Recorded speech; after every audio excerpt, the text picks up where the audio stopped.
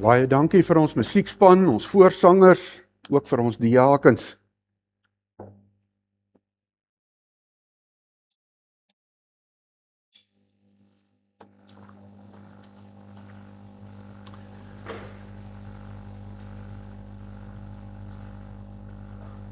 Ons tema vanmôre is, na wie luister jy?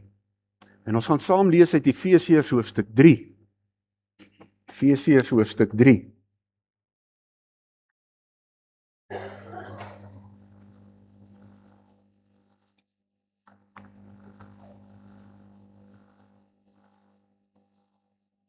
Ons lees daarvan vers 14 af. Paulus skryf: daarom kniel ek in gebed voor die Vader, aan wie die hele gemeenskap van gelowiges in die hemel en op die aarde sy bestaan te danke het. Ek bid dat hy deur sy gees uit die rykdom van sy heerlikheid aan julle die krag sal gee om innerlik sterk te word. Dat Christus deur die geloof in julle harte sal woon en dat julle in die liefde gewortel en gegrondves sal wees.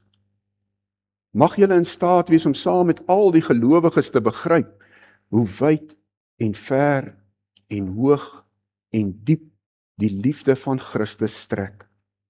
Mag julle sy liefde ken, liefde wat ons verstand te bowe gaan. En mag julle heeltemal vervul word met die volheid van God. Hierdie is vir my een van die kosbaarste gedeeltes in die Bybel. Wat 'n pragtige gebed wat Paulus bid vir die gemeente.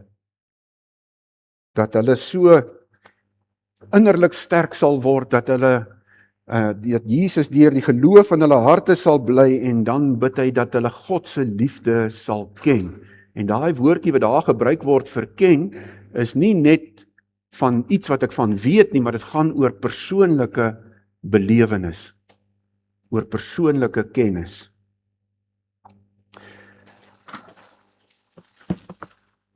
Ek wil nou daarby aanhaak en sê, woorde het die vermoë om mense op te bou, om te vertroos en te versterk, maar dit het ook die vermoë om mense af te breek, negatief te maak en seer te maak.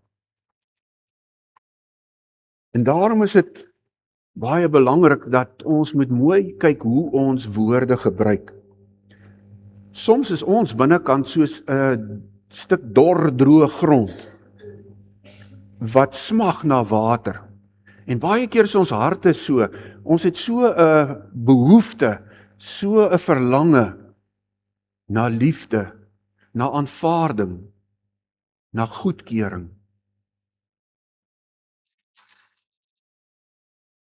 En dan aan die ander kant is daar partykeer mense wat skade aanrig, en partykeer is ons self skuldig daaraan. En toe ek hierdie gedeelte voorberei het, het ek gedink, sjoe, hier is so baie goed waaraan ek skuldig is. Ek kan amper nie die boodskap bring nie. Maar uiteindelik is die boodskap nie net vir my nie, dis ook vir ons almal. Ons kan partykeer mense so seer maak. Iemand vertel vir my onlangs van 'n werkgewer wat so met sy mense werk, en hy vind altyd fout, sien altyd die negatiewe raak. En dan raak hy afbreekend en hy raak baie persoonlik. En dit het regtig 'n baie slegte effek op almal wat daar werk. Dit skep so 'n atmosfeer, en dis nie lekker om daar te wees nie. So, ek wil nou aansluit daarby met hierdie teksvers uit Efesiërs 4 vers 29 wat sê, vuil taal moet dan nooit uit julle mond kom nie.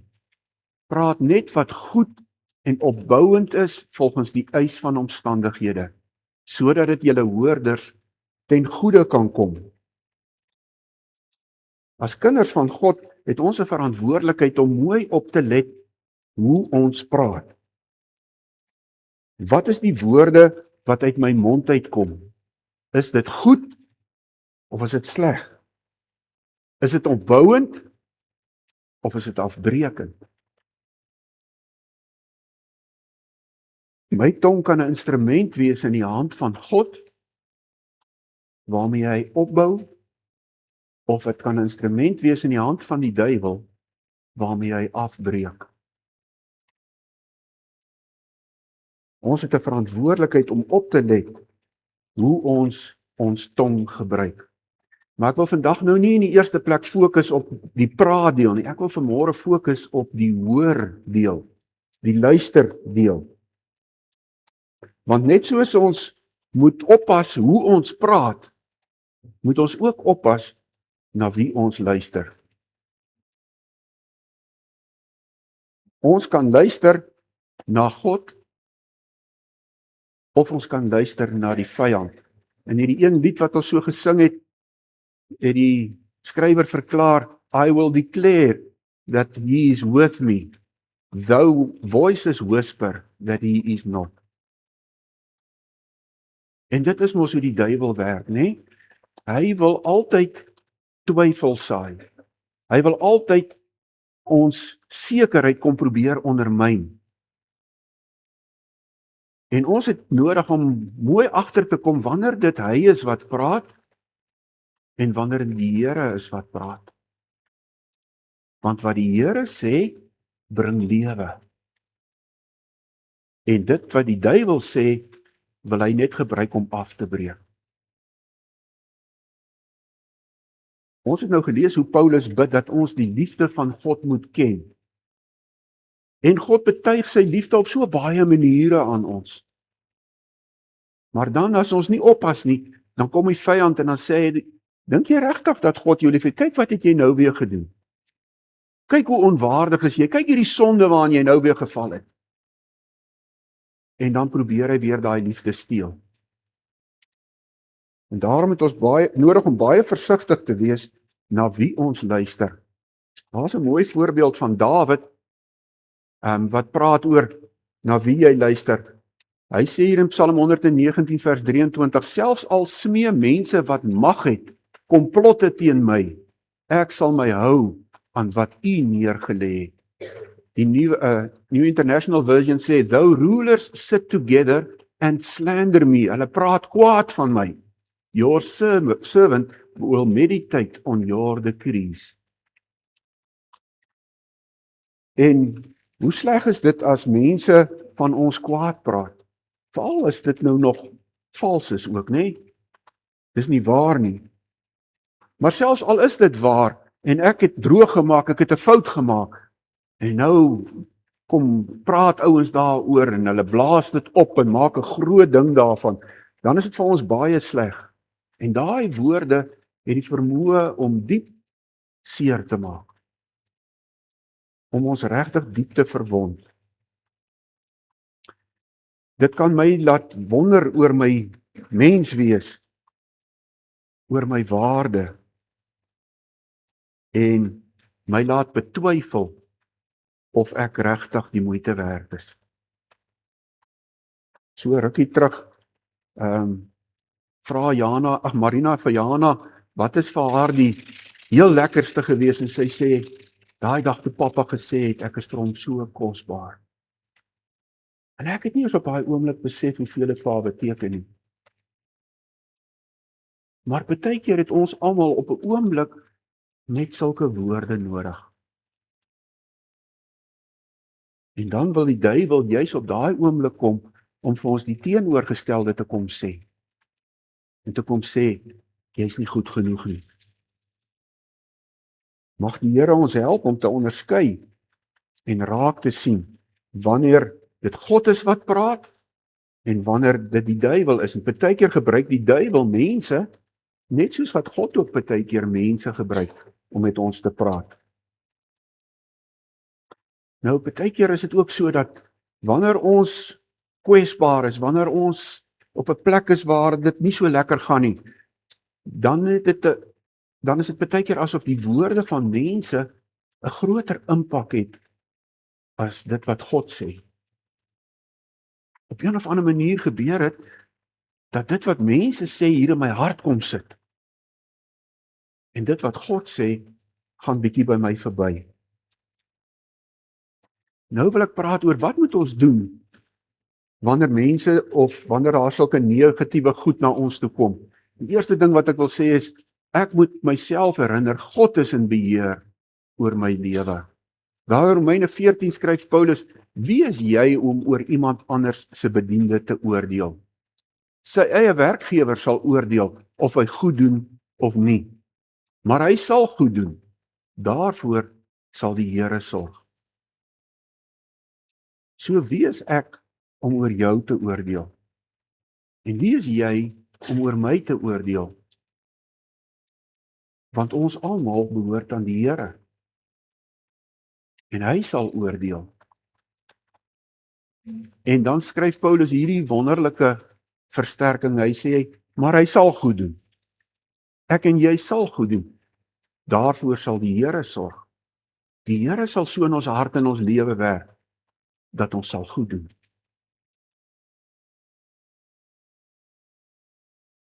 So, moenie jouself onder die autoriteit of die heerskappy sit van wat mense oor jou sê nie.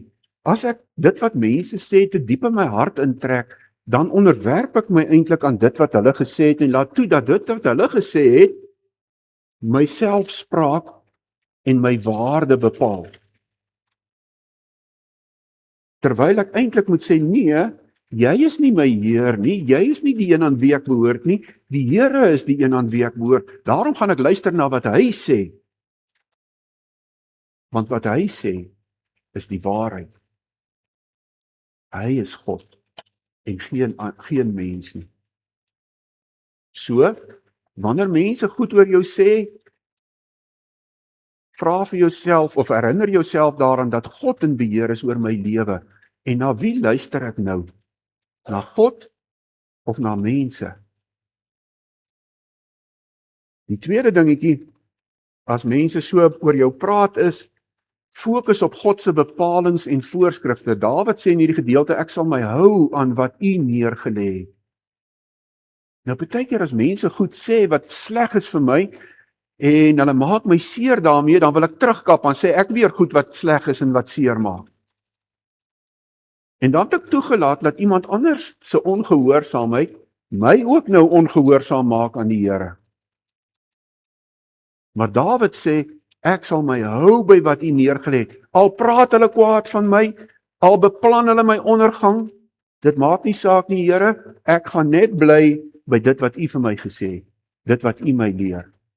Ek gaan nie toelaat dat hulle my ongehoorsaam maak aan U, dat hulle my tong nou weer 'n instrument in die hand van die duiwel maak nie. Want dit gebeur so maklik, nie? Wie van ons het nog nie daarin geval nie? Dat wanneer iemand iets sê wat jou seer maak, dan sê jy iets om terug seer te maak. En op daai oomblik het ek my tong eintlik oorgegee, sodat die vyand dit kan gebruik. Ek het toegelaat dat iemand anderster se ongehoorsaamheid, se liefdeloosheid, my liefdeloos maak en ongehoorsaam maak. En ons moet oppas daarvoor, so, wanneer mense kwaad praat oor my en so, het ek nodig om daarmee na die Here toe te gaan en te sê, Here, ek onderwerp my aan U. U is my God. En ek luister na wat U sê.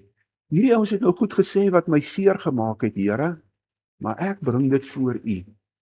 Help my om aan U gehoorsaam en getrou te bly. Help my dat ek nie sal kwaad word en my tong in diens stel van die vyand nie. Die laaste dingetjie wat ek wil noem daaroor is, mediteer oor wat God sê. Soms klink die woorde wat seer maak, so hard in ons ore, dit is so, vir ons so 'n groot ding, dat ek kan nie ophou om daaraan te dink nie, dit is asof dit die hele tyd hier in my ore weer klink. En dit is presies soos 'n storieetjie wat 'n man vertel, hy sê hy en sy vrou gaan stap langs 'n rivier, en daar's 'n groot poel water in die rivier, en daar's 'n klomp eende wat daar rondkuier en hulle lawaai en kwetter gaan te kere. Hy sê, en hy staan en kyk so na die eende en luister na hulle, en so en sy vrou vra hom, het jy het gehoor? Hy sê, wat? Sy sê, daar die arend. Hy sê, nee, ek het niks gehoor nie. Sy sê, luister bietjie. Nou spits hy sy ore om te hoor, En hy probeer om die geluide van die eende uit te blok. En wraggies daar hoor hy die arend. En dit is hoe dit baie keer in ons lewe gaan, hè? Die duiwel skop 'n kabaal op, hy stuur ouens om allerhande goed oor ons te sê, daar kom allerhande negatiewe gedagtes by my op wat die duiwel bring, en hy maak so 'n kabaal hier in my kop, dat ek op die ou end nie hoor wat die arend, wat God sê nie, want ek luister te veel na die ander lawaai. En baie keer is dit vir ons 'n uitdaging. Partykeer is dit sommer as ons gaan sit om stilte tyd te hou. Wanneer ek daar probeer stil word, dan kom allerhande gedagtes na my toe. Jy weet, die duiwel herinner my aan die werk wat ek nog moet doen, en jy sal moet vinnig maak, want jy gaan nie klaar kry met daai werk nie, en allerhande sulke goeters wat hy bring en hy skop eintlik 'n kabaal op, sodat ek nie kan stil word en fokus om God se stem te hoor nie. En ek dink ons almal het dit seker al beleef. En dan het ons nodig om vir die Here te vra, Here, help my, dat ek nou kan stil word. Help my om nou hierdie lawaai, al hierdie ander goeters wat probeer om my aandag weg te trek, om dit nou uit te blok. En help my om te hoor wat U vir my sê, deur U woord en deur U Gees. Die Here wil so met ons almal praat, want die Here het nie wit broodjies nie.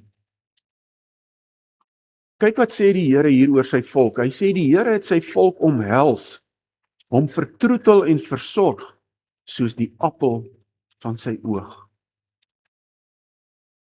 Dis vir sy volk. Is jy 'n gelowige? Is jy 'n kind van God, dan is jy deel van sy volk.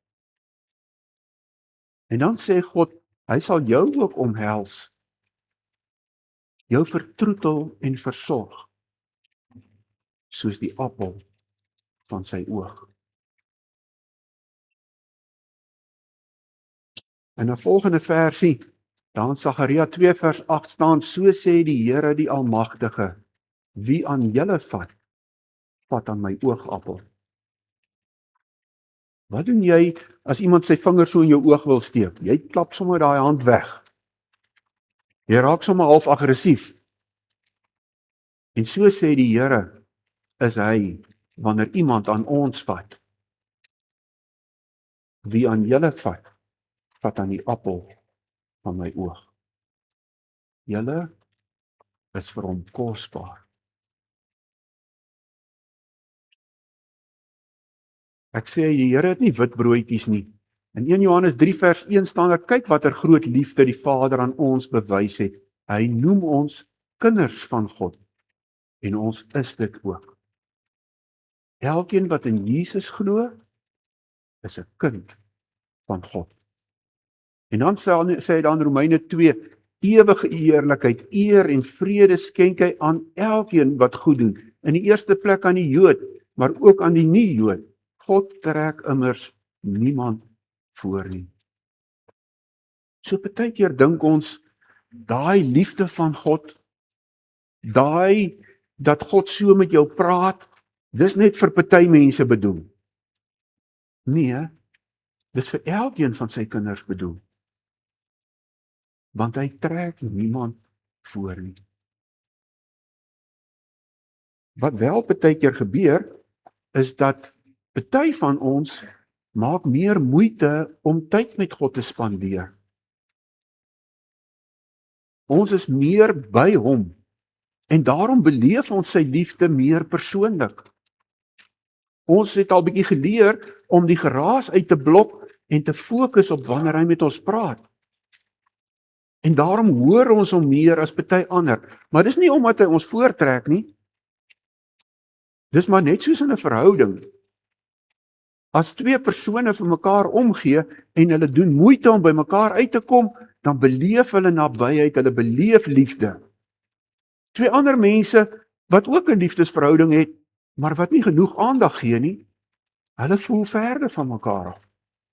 Hulle het nie dieselfde belewenis nie. Maar hulle kan dit ook hê. Net soos wat ons elkeen dit ook met die Here kan hê. So, as jy nou so 'n bietjie dink in jou eie hart en in jou eie lewe, na wie luister jy die maklikste? Luister jy die maklikste na dit wat mense sê, na al die negatiewe dinge? Of is jy daarop ingestel om te luister na wat God sê? Na wat God ook deur ander mense vir jou sê? Is jy net so versigtig oor na wie jy luister, as wat jy is oor hoe jy praat? Want ons het 'n verantwoordelikheid om toe te sien dat ons nie afbreekend negatief praat nie, maar dat ons net praat wat goed en opbouend is volgens die eis van omstandighede. Net so het ons ook 'n verantwoordelikheid oor na wie ons luister. Mag die Here ons help dat ons na hom sal luister en dat sy woord ons hart sal regeer. Vader, baie dankie dat U deur U woord met ons praat. Dankie dat U woord na ons almal toe kom as U kinders. En dat U nie onderskeid maak nie, Here, U het nie wit broodjies nie. U praat met ons almal. Help ons, Here, dat ons nie sal toelaat dat die geraas van die wêreld ons doof maak vir U stem nie. Help ons om soos daai man die geraas van die eende uit te blok en te fokus om te hoor wat U vir ons sê. En help ons dan, Here, om U stem te hoor. Of dit is deur U woord, die Bybel, of dit is deur U Gees wat in ons hart praat, of dit is deur ander mense deur wie U met ons praat. Help ons om te hoor wanneer U met ons praat. En Here, as mense negatiewe goed oor ons sê, kwaad praat van ons, help ons asseblief om onsself te herinner dat ons nie onder hulle autoriteit staan nie. Al is dit dalk my baas, ek staan by die werk onder sy autoriteit, maar hy staan ook weer onder hoër autoriteit, onder U autoriteit. En my lewe is in finale instansie onder U gesag. En help ons asseblief, Here, om versigtig te wees na wie ons luister. Dankie dat U met ons praat om ons te oortuig om ons nader te trek in U liefde. En dankie, Here, dat U net soos wat U vir Israel as U volk versorg en vertroetel het, soos die appel van U oog, so doen U dit ook vir ons as U kinders. Ons prys U naam. Amen.